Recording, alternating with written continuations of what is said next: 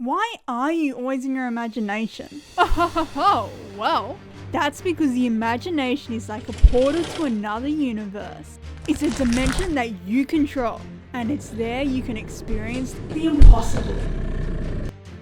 The laws of logic need not apply. Seriously, it's awesome. You can fly only using your arms, have your own epic creatures, giant animals can have cities on their backs, the whole planet can be shaped like a T-Rex, or eating chocolate can teleport you into a different dimension. Honestly, go nuts and do whatever you like. It doesn't have to be what's expected.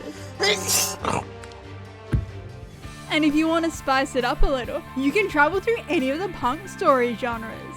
You as the main character. Cyberpunk, steampunk, solar punk, junk punk, biopunk. There are more, but these are the main ones. Or you can combine them all together.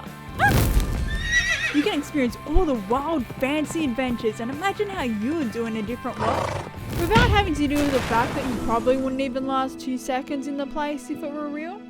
But because it's your imagination, you choose the story and the outcome. Plus, you can even try multiple outcomes. And it's not just your storylines that you can alter.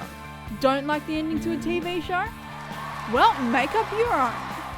And you can even create your own extra plot lines too. Or do you want to be a part of the story? Well, guess what? Now you can. Will the characters like you? Or will they hate you? Well, that all depends on how you want to imagine it. Perfect for when all the TV shows seem boring.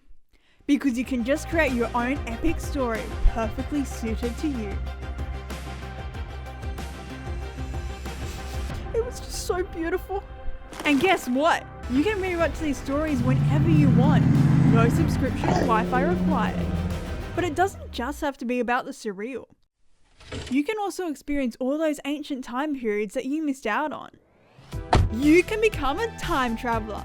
Go back 100, 200, 2,000 years into the past.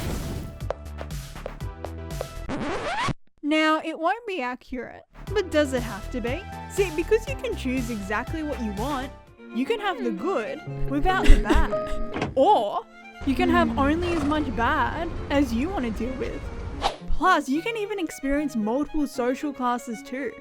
Be a rich princess in a lovely castle, or be a poor peasant in some rundown shack. And you can return whenever you want. No time device needed. But it's not just about altering a solely imaginary world. You can alter this one too. See, your imagination is like having augmented reality built into your head. Now, unlike a game, no one can ever join you in it, or see it, but no one can ever see it.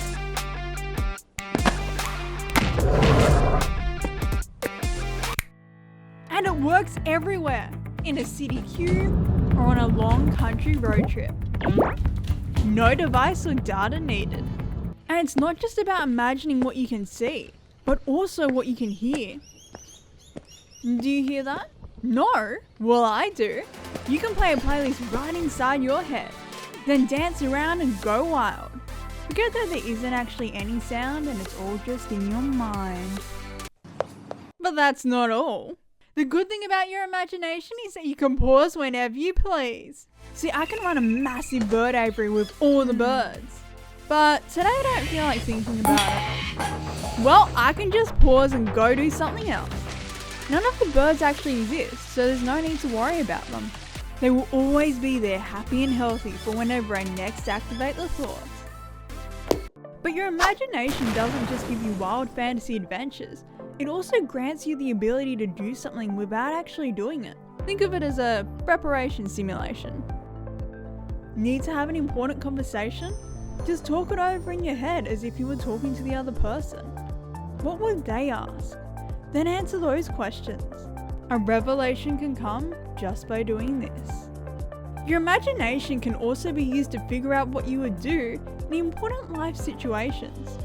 A job interview, an epic party, or lost in the woods when you suddenly come across a bear. Or just have a regular conversation so you can share whatever you want without a worry, because none of this actually exists. But that's also helpful, because your mind can be used like a blank, unrestricted 3D canvas. It allows you to conceptualize something and picture how you would want it. You can then break it down and figure out how to actually make it exist. So, after lots of real-life effort, you can have the previously non-existent object in real life. How cool is that?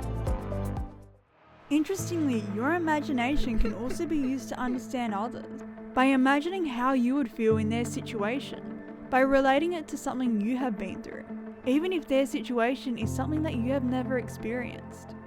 And most importantly, you can use it to calm yourself in a tense situation.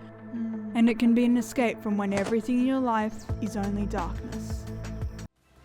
So that is the imagination, my friend. A storyteller, an advanced simulation, a canvas of creation, a consolation. And all this neatly packed into your head, no extra space required. So just remember, anytime, anywhere, any need. Just load up a thought in your mind and be taken where you please.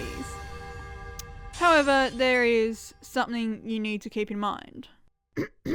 Warning, overuse of the product can cause unrealistic expectations, frustration, anger, and despair. Do not ever erase the lines between reality and fantasy. Problems can occur. The mind can also not truly create new worlds and experiences, just remix what you have already been through. You need to have input for there to be output. Gaining new experiences is vital for optimal performance. Message provided by Floppy Doggy, Imaginator.